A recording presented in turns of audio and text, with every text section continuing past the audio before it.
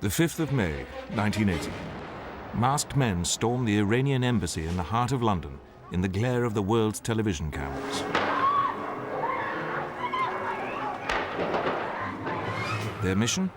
To rescue hostages seized by Iraqi terrorists. For the first time ever, the British Army's elite Special Air Service Regiment is seen in action.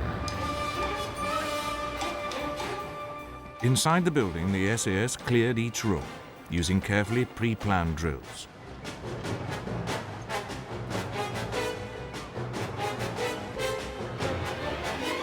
In the road outside, other SAS men watched for anyone attempting to escape from the building and checked for any explosive devices that the terrorists might have planted. Within 10 minutes, the surviving hostages had been rescued and all the terrorists accounted for. This may have seemed a far cry from the deserts of Egypt and Libya, where the SAS cut its teeth during World War II. But the techniques it developed during its raids on Axis airfields and supply dumps were put to good effect, not just during the Iranian embassy siege, but also in its operations during the 1982 Falklands War, especially the raids on the Argentinian airstrip on Pebble Island and in the 1991 Gulf War.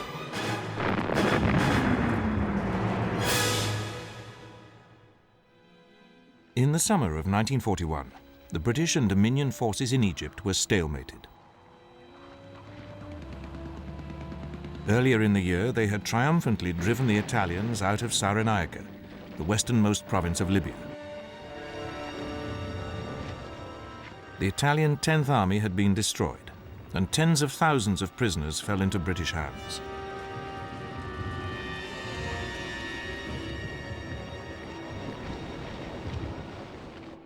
But Hitler had then sent General Erwin Rommel and the Afrika Korps to help his Italian ally.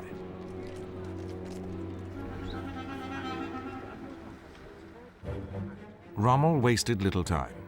Within 6 weeks of arriving, he attacked, driving the British back into Egypt. Efforts to dislodge Rommel in the early summer of 1941 failed, and the British suffered heavy tank casualties.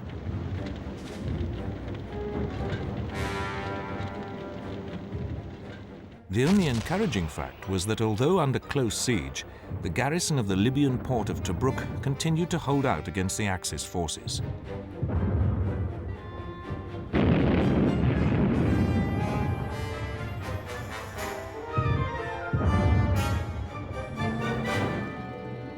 During the stalemate, a 24-year-old commando officer, David Sterling, lay in hospital in Alexandria. He was recovering from injuries caused by a parachute jump that went wrong.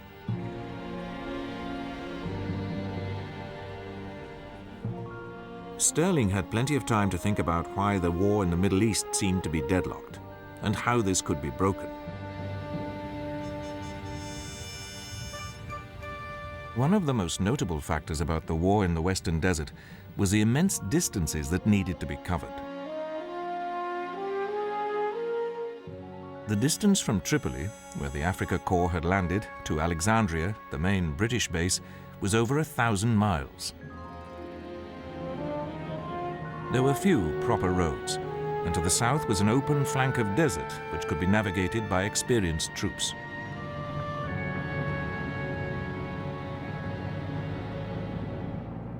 Sterling realized that this made Rommel's supply lines particularly long and vulnerable. So too were the Afrika Korps airfields and supply dumps.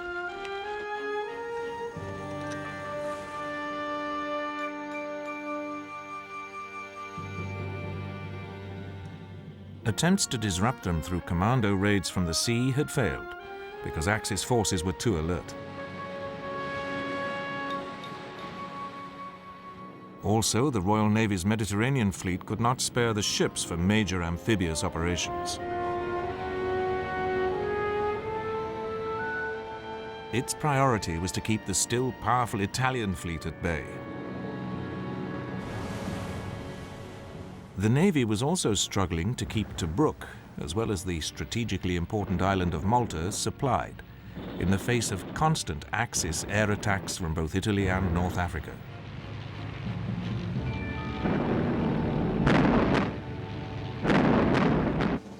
Stirling concluded that a possible alternative was small groups of men which would be infiltrated through the Axis lines. Not only would the enemy find it more difficult to detect them, but they were capable of causing as much damage to supply dumps and airfields as larger bodies.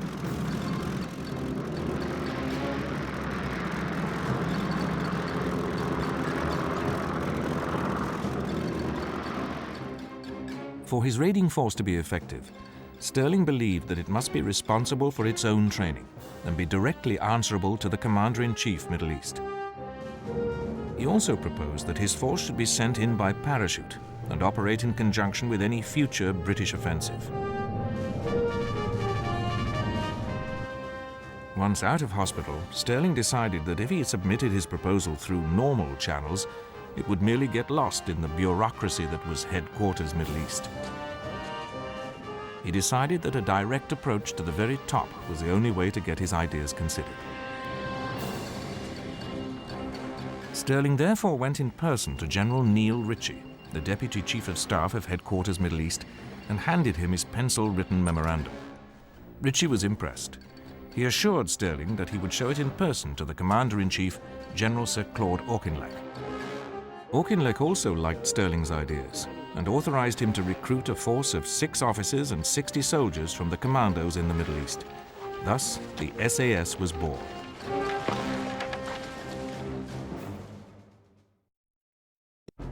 David Stirling now had his Commander-in-Chief's approval for his special force. Next, he needed a name for it and to choose his man.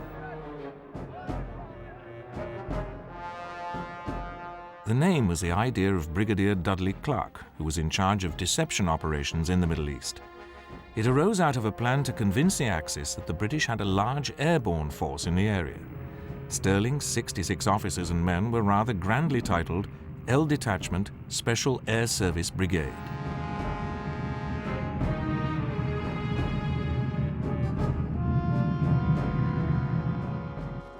Stirling's recruitment methods were informal. He was looking for men who could cope with the sort of deep penetration warfare he had in mind.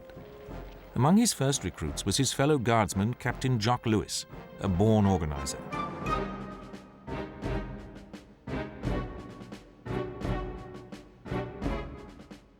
Lewis had already gained considerable experience of carrying out raiding operations from Tobruk.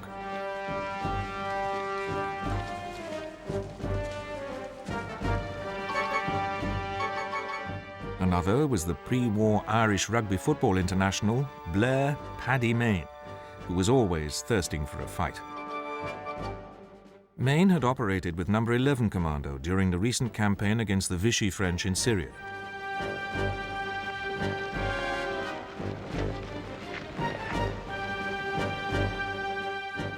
Many of the other founder members of the SAS were guardsmen who had been in Stirling's commando. Stirling had not been given anywhere for his new force to base itself, so the SAS's first task was to steal a camp from a New Zealand unit which was at the front. After this act of piracy, Stirling imposed strict Brigade of Guards discipline. Parachute training for all SAS members was a priority, but Stirling had to improvise his own training equipment.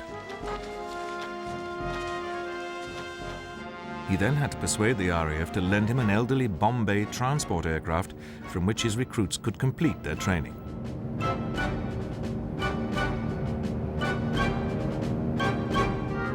Aware that his men would be operating deep behind enemy lines, Stirling insisted that they become experts on German and Italian weapons.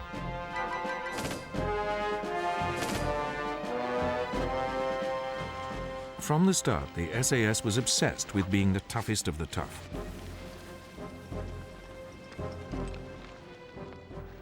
And, as David Stirling later explained, its methods and organization were very different from more conventional army units. The whole purpose of the SAS was to be able to live for long periods behind the lines. Whereas the smallest unit in the commando was 12 men. In the case of the SAS, each troop should be divided down to 2 subunits of 4 men, and that each should be capable of operating by itself. We were a totally strategic type unit. One man would know a particular amount of navigation. Another would be fully trained in medical side. Another would have his specialist learning in explosives and every form of sabotage and so on. Each of them were equally capable of doing any task.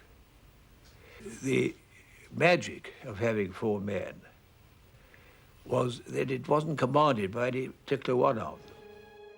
The SAS's winged dagger cap badge was designed by Sergeant Bob Tate. The motto, "Who dares wins," was Stirling's own invention and aptly summed up the aim of the new unit. The SAS soon had an opportunity to prove itself. The British were preparing to go over to the offensive. Auchinleck was planning a major assault, Operation Crusader, for November 1941, which would relieve Tobruk and drive Rommel out of Cyrenaica. The SAS was to be dropped 2 nights before the attack and raid Axis airfields in the areas of Tamimi and Gazala. They would then place demolition charges on as many aircraft as possible.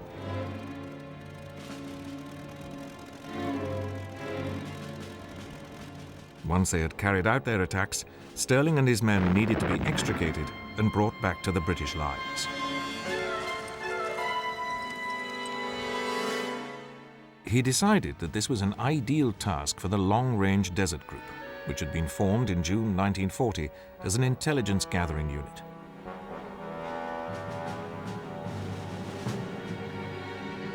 The LRDG used its skills at navigation and survival to take advantage of the open desert flank to the south of the desert battlefield to get behind the Axis lines. They would use the same method to collect the SAS after the raid.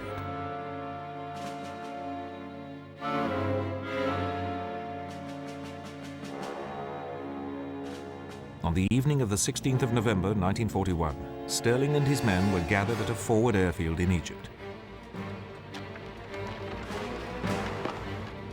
The weather was not good, with a sandstorm brewing.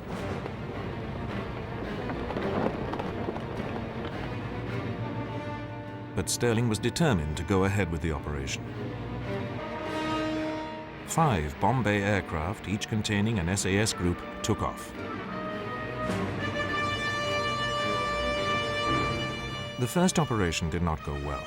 Because of the sandstorm, the drop was scattered and much equipment lost. The airfield attacks had to be aborted, and only 3 out of the 5 groups made it to the rendezvous. The remaining 34 men were captured.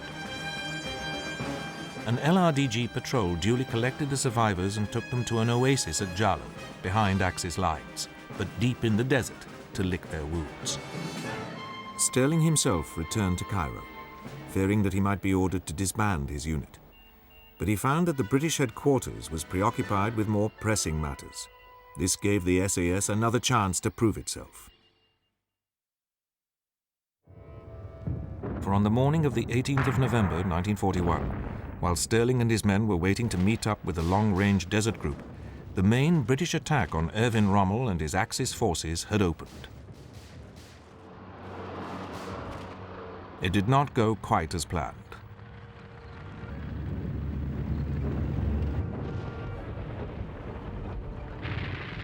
The British armour became involved in bitter tank battles with heavy casualties on both sides.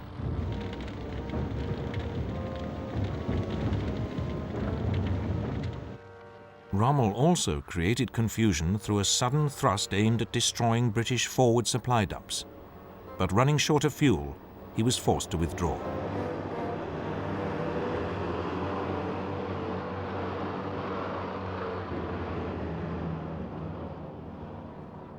Auchinleck, seeing his opportunity to lift the siege of Tobruk, ordered a fresh attack. Brigadier Dennis Reed, with a motorized column, met up at Jalo with David Stirling and his SAS men. Reed received orders to move north and link up with the main attack near Benghazi. He asked Stirling to attack the airfield at Agadabia. An enthusiastic Stirling enlarged the plan to include attacks on airfields at El Aghela, Sirte, and Tamet. The LRDG would take the SAS to their targets.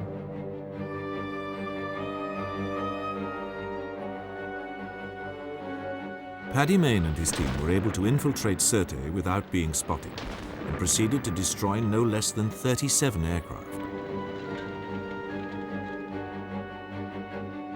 After running out of bombs, he dealt with his last one by climbing into the cockpit and wrenching out the instrument panel. The SAS also had success at El Aghela, destroying a number of aircraft. But Stirling was foiled by mines at Tamet, and Jock Lewis found no planes at Agadabia. The Allied assault relieved Tobruk, and Rommel began to withdraw his forces from Cyrenaica. Encouraged by the success of his airfield raids in support of Dennis Reed's advance, Stirling launched a further series of attacks over the Christmas period against Axis airfields. But none of the SAS teams was able to penetrate the German and Italian defenses, and the long-range Desert Group patrol with whom Jock Lewis was operating came under attack from Italian aircraft.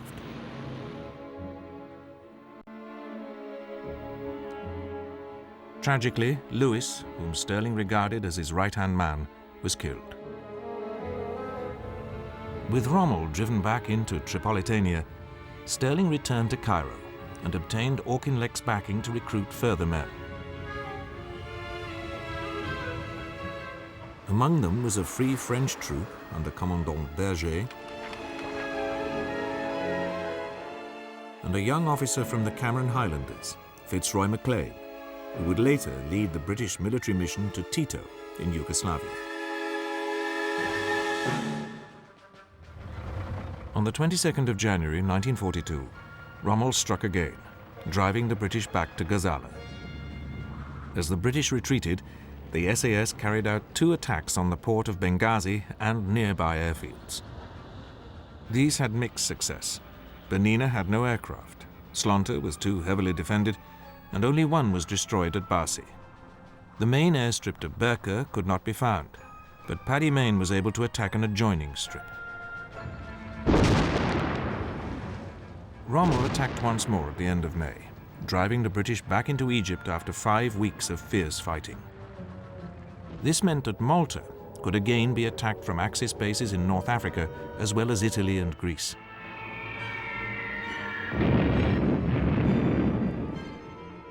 The SAS was instructed to raid these airfields, together with one on the island of Crete, which was assigned to the Free French. Carried out in mid-June, these attacks again met with varying success. Despite this, the SAS was now proving itself a valuable weapon in the Desert War. Axis troops were well aware of its existence, and increasing numbers were being detached to step up airfield security and guard supply dumps. By now, the British 8th Army had fallen back to the El Alamein line. This was the last defensible system before the Suez Canal, since its southern flank was not open, but rested on the Qattara Depression, which lay below an escarpment and was virtually impassable to vehicles. The British succeeded in preventing Rommel from breaking through, but were unable to drive him back. As the fighting continued, Stirling was looking at ways of increasing the effectiveness of the SAS. The general pattern was that its raids would be mounted during the moonless period of each month. Then the raiders would be brought back to base by the long-range Desert Group to prepare for the next one. Stirling decided that this wasted time, and that if his men could subsist on their own in the desert for weeks at a time, they could mount many more raids. But to do this, the SAS needed its own transport.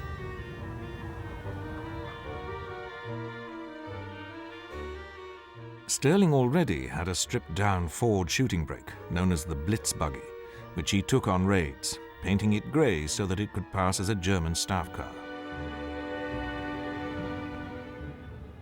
He now managed to acquire some Willys Jeeps, which had just been sent to the Middle East by the Americans and had an excellent cross-country capability. These were modified, some with pairs of Vickers K .303-inch machine guns.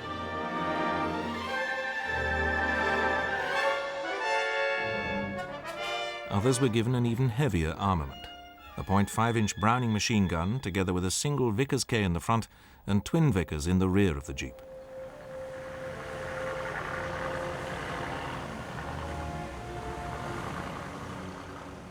Stirling reckoned that with this armament he could attack Axis aircraft without having to dismount. The chassis was also strengthened and extra fuel tanks installed. A water condenser was also fitted on the front.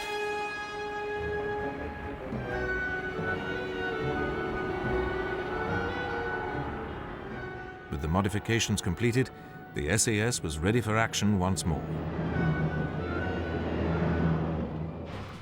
It was ordered to strike forward Axis landing grounds in support of an attack that Auchinleck was mounting at El Alamein. Stirling and his men slipped around the desert flank, negotiating their way along the escarpment of the Qattara Depression.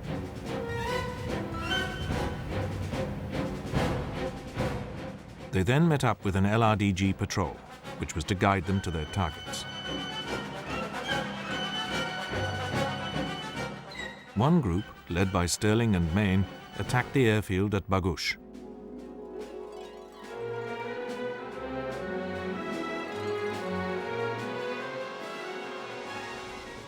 They simply drove down rows of parked aircraft, blazing away with their Brownings and Vickers K machine guns, which were loaded with a mixture of incendiary, explosive and tracer rounds.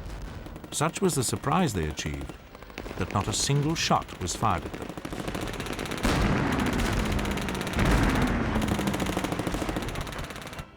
The other groups found their airfields more heavily guarded, but also managed to destroy some aircraft.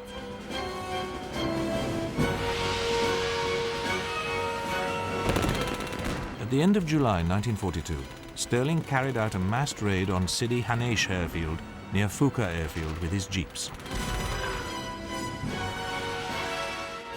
40 aircraft were destroyed. The SAS's new tactics were clearly working.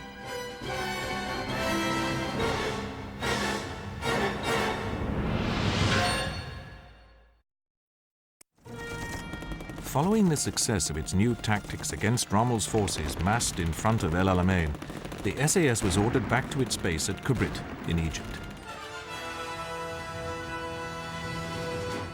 Dramatic changes had just taken place in the command structure of the Middle East, following a visit in early August by Prime Minister Winston Churchill.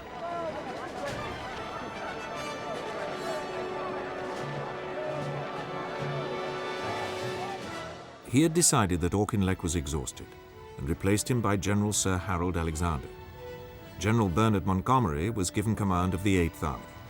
Stirling feared that as a result, the SAS might lose its independence. But he was able to meet Churchill and convince him of his plans to expand the SAS and launch more raids. The unit's future was therefore secured. Stirling was now ordered to raid the port of Benghazi once more, to disrupt Rommel's supply line across the Mediterranean from Europe. He set up a forward base at Kufra, an oasis in southern Libya which had long been used by the LRDG. From there, his men set out on the 4th of September. The attack was a disaster. It was supposed to take place under cover of an RAF bombing raid on the port, but the raiders were late and it was almost over when they reached the town.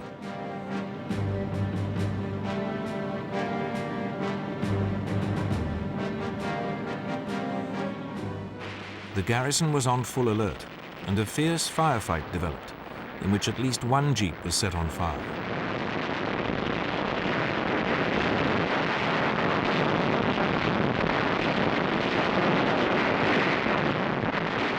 The SAS were forced to withdraw, and for the next 2 days, the team was repeatedly attacked from the air. 25 vehicles were destroyed.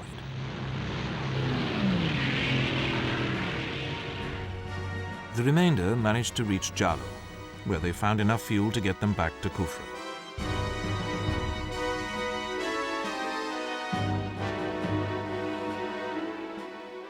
However, the SAS was not blamed for this failure, and at the end of September 1942, L Detachment was enlarged to become one SAS regiment with 4 combat squadrons.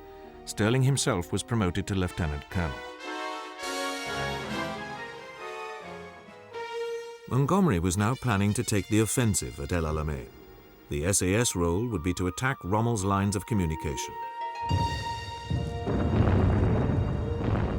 Throughout the subsequent battle at El Alamein and the pursuit of Rommel that followed, the SAS mounted a series of raids from its desert base at Kufra against the Axis lines of communication.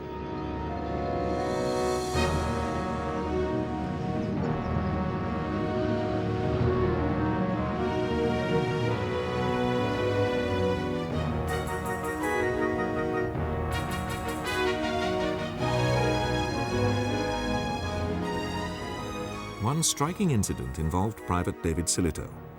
During an attack on the railway near Sidi Barrani, Silito's vehicle was shot up, and he found himself alone with just a water bottle and compass. He set out on foot to rejoin his unit, covering 200 miles in 8 days before being picked up by another SAS patrol. Such incidents were not publicized because of the SAS's obsession with secrecy, but rumors of its work and the toughness of men like Silito were spreading throughout the 8th Army.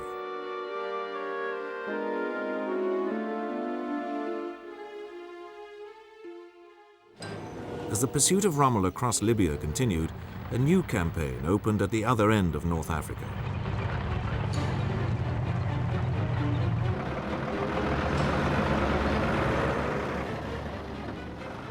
On the 8th of November 1942, Anglo-US forces landed in French Northwest Africa. They quickly subdued the Vichy French forces there, bringing Morocco and Algeria into the Allied camp. The Allies then advanced into Tunisia to engage the Axis troops, which were being hastily deployed from Europe.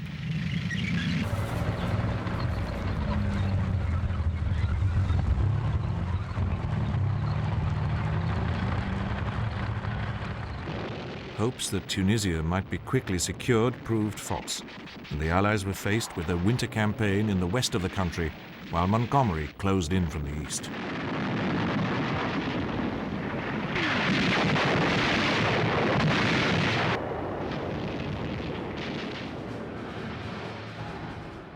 The SAS now began to operate in Tunisia, again concentrating on Rommel's supply lines as he withdrew from neighboring Libya.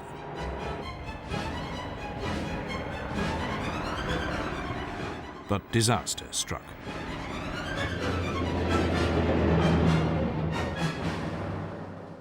Stirling and his party were lying up in some scrub when they were surrounded by Germans.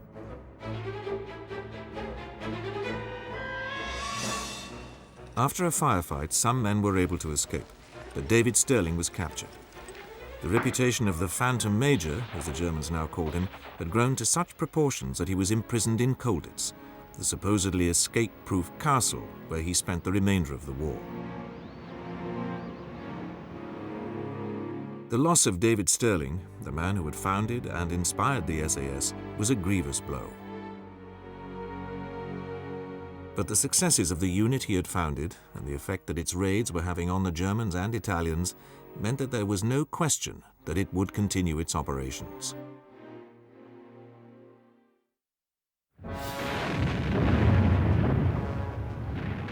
In fact, while the campaign in Tunisia continued into 1943 and the Axis forces were being ground down, Stirling's capture led to a reorganization of the SAS. It was divided into two. One part became the Special Boat Squadron under the Earl Jellicoe, son of the admiral who had commanded the British fleet at the Battle of Jutland in 1916. Paddy Mayne took command of the other, which was renamed the Special Raiding Squadron.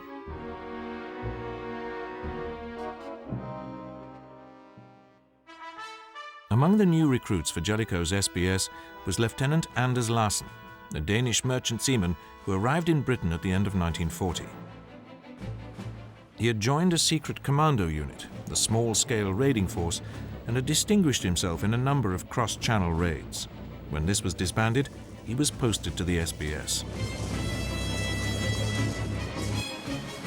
The Allies now turned across the Mediterranean. Sicily was invaded on the 10th of July.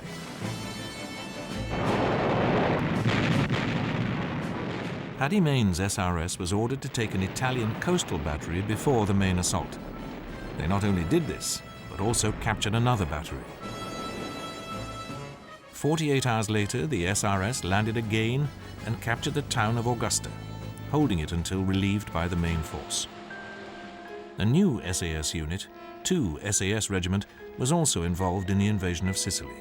This had been formed in northwest Africa by David Stirling's brother, Bill. One section of 2 SAS was assigned to capture a prominent lighthouse on D-Day. This proved easy, as it turned out to be undefended. Another section of 2 SAS was parachuted in small groups to disrupt Axis communications, the SAS's original role. The drop, however, was scattered, and many of those taking part had not been in combat before. Little was achieved. In early September 1943, the SRS supported Montgomery's landings in the toe of Italy by capturing the town of Bagnara and holding it for 3 days until relieved. This was followed by a more elaborate operation. Paddy Mayne's men landed with 2 commando units behind the German lines at Termoli, on the Adriatic coast. Simultaneously, elements of 2 SAS landed at Taranto, led by Major Roy Farren, a cavalryman who was a veteran of the tank battles in the desert and the fighting on Crete.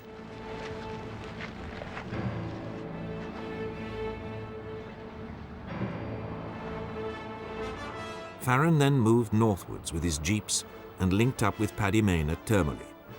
The 2 groups and the commandos held the port until relieved. These operations showed that the SAS could operate closely with conventional forces as well as on its own.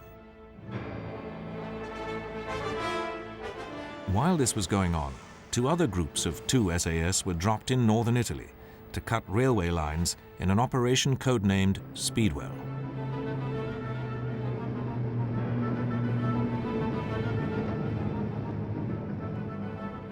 After blowing a number of bridges and viaducts, the raiders made epic treks through the mountains of Italy to reach the Allied lines further south.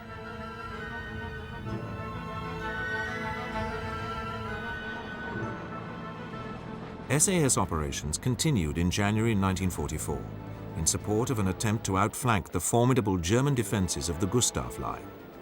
The Allies landed at Anzio, to the southwest of the Italian capital, and further groups of 2 SAS were dropped behind the lines to attack German communications in the region.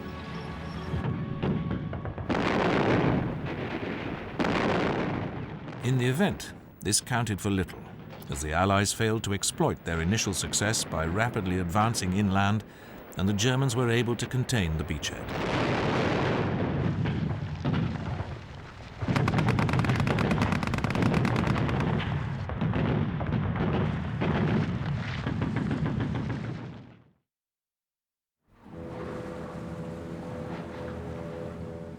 While the SAS was operating in Italy, Earl Jellicoe and the Special Boat Squadron had been busy in the Aegean, often using fishing boats as transport.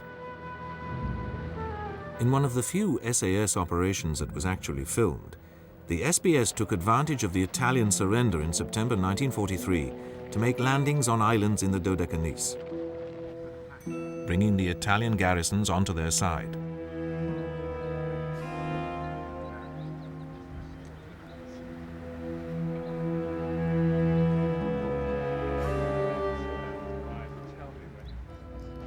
Further reinforcements were sent, but the British lacked the resources to sustain the garrisons on the islands. The Germans launched attacks on them and seized them back, one by one, during the first half of 1944.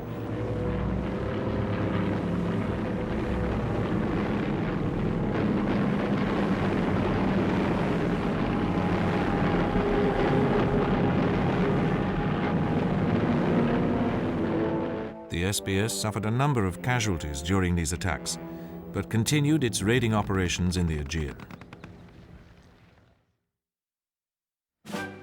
In the spring of 1944, the SAS was enlarged to brigade size and concentrated in Britain to prepare for the invasion of France. The Special Raiding Squadron became one SAS regiment, and 2 SAS was brought back from Italy in March. The original French troop was augmented by 2 parachute battalions and became 3 and 4 SAS regiments. With the addition of a Belgian parachute company as 5 SAS, the Special Air Service was now some 2,500 men strong. Their task was to be dropped into central France and cooperate there with the French secret army, the Maquis, in attacks on German communications. The first SAS teams were deployed during the early hours of D-Day.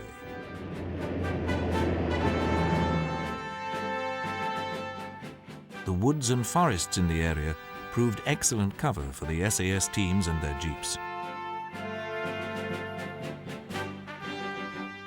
Using intelligence gathered by the Maquis, SAS jeep patrols mounted numerous attacks on German bases.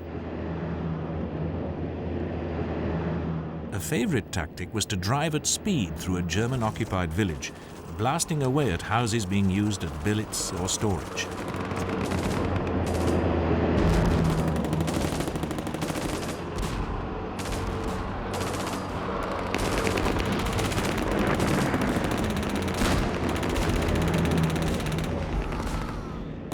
These raids helped to tie down German troops who could have otherwise been sent to join the battle in Normandy.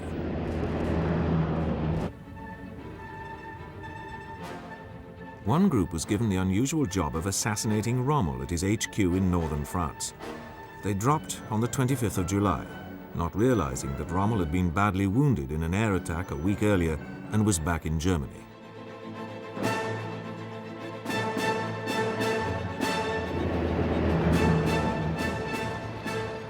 The Germans reacted to the SAS attacks by mounting sweeps of the woods in which they were hiding. Sometimes the SAS was caught by surprise and had to fight desperate rearguard actions as they tried to extricate themselves.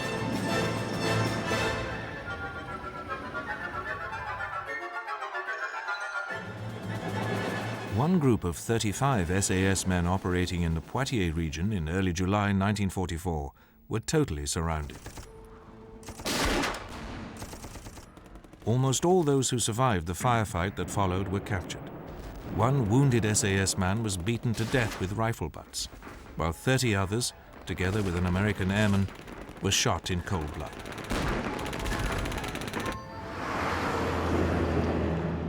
In spite of disasters like this, the SAS operations in the French countryside played their part in disrupting the German rear areas and helping the Allied breakout from Normandy and subsequent rapid advance across France.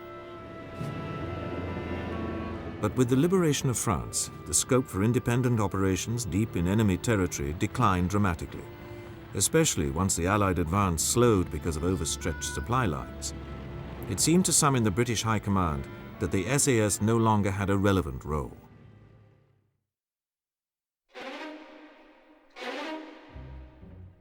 Partly to deflect these, an SAS squadron returned to Italy in the autumn of 1944. There was more scope for the type of operation they excelled in, and small parties were dropped in the north of the country to assist the partisans. The SAS men helped to carry out attacks on communications, although German retaliation was often bitter.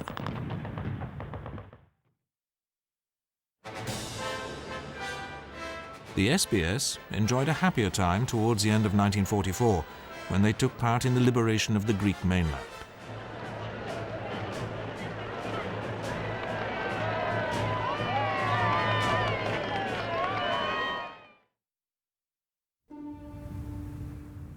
But despite these attempts to find useful employment for it, by the beginning of 1945, the future of the SAS was looking doubtful. One squadron was selected for counterintelligence duties in Germany, especially hunting down war criminals.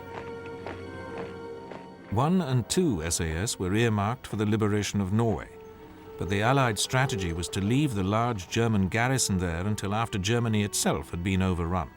In the meantime, there seemed to be little for the SAS to do. In March 1945, Brigadier Mike Calvert took command of the SAS Brigade. As a veteran of the Chindit operations in Burma, he was an expert in deep penetration raiding and a forceful advocate for his new troops. After much debate, he obtained agreement that they should spearhead the advance of 21st Army Group east of the Rhine.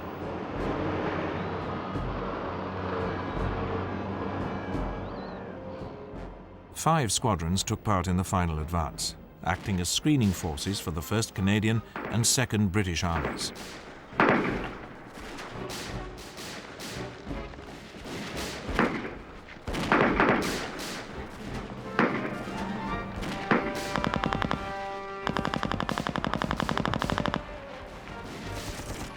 But the lightly armored SAS jeeps were very vulnerable to ambushes and suffered a number of casualties. It was in one of these ambushes that the redoubtable Paddy Mayne had his last fight of the war. He came to the rescue of one of his patrols which was in trouble and forced the Germans to withdraw through the ferocity of his fire. This earned Mayne his 4th Distinguished Service Order. The SAS jeep patrols finally reached the German naval base at Kiel. As the men gazed in amazement at the destruction caused by Allied bombing to the port and the naval vessels based there, other SAS patrols were sweeping east and north as the war came to an end.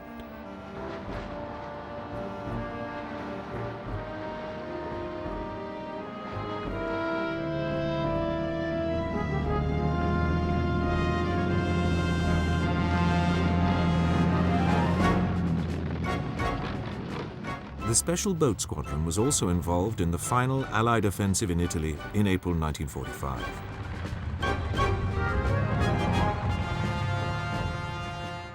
One of its members, Anders Larsen, now a major, carried out raiding operations on Lake Comacchio. During these, he won the SAS's only Victoria Cross for covering the withdrawal of his men under heavy fire until he was killed. Larsen had already won 3 military crosses, and he was deeply mourned by all who had known this outstanding officer.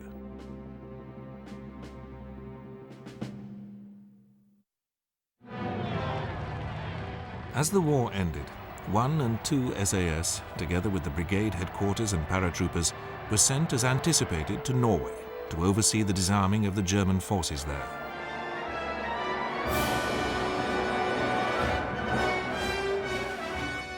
Despite its professionalism and skills, the authorities did not envisage a role for the SAS in the post-war British Army, and by the end of 1945, it had been completely disbanded.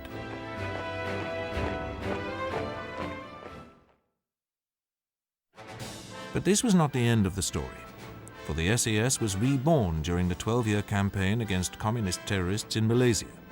The regiment reassumed its role of long-range penetration, developing techniques for parachuting into the jungle.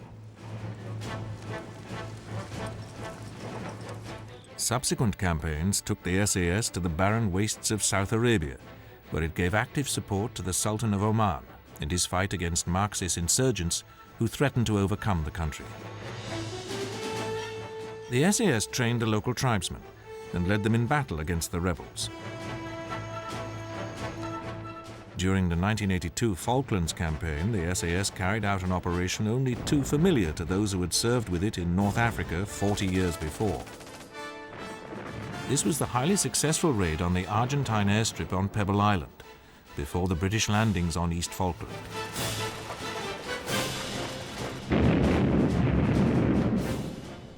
The SAS men gained total surprise and succeeded in destroying 6 Pucara and 4 Turbo Mentor ground attack aircraft and a Skyvan transport plane.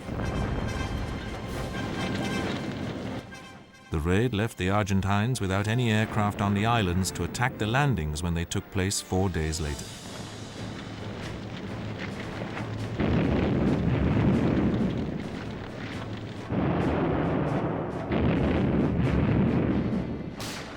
A decade later, the SAS was back in the desert and again operating deep behind enemy lines, this time in Iraq during the 1991 Gulf War. In an extraordinary replay of the battles 50 years earlier, in which it had won its spurs, the SAS used Land Rovers as well as helicopters to disrupt Iraqi communications.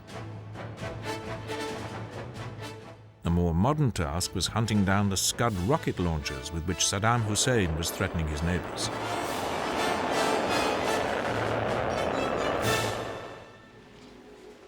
In the years since 1945, the SAS has taken on a variety of new roles, especially in the field of counter-terrorism in Northern Ireland, when it carried out numerous covert surveillance operations as well as ambushes. The regiment has remained true to the principles developed by David Stirling and the other founder members in the deserts of Egypt and Libya. Its men continue to wear its famous beige beret and wing dagger cap badge with pride. And competition to get into the regiment is fierce, with only a small number of applicants being accepted. Its actions have almost always been carried out in complete secrecy, the taking of the Iranian embassy being the only time that its troops have ever been seen in action. Above all, the SAS maintains the spirit encapsulated in its motto, coined by David Stirling in the desert in 1941. Who dares, wins.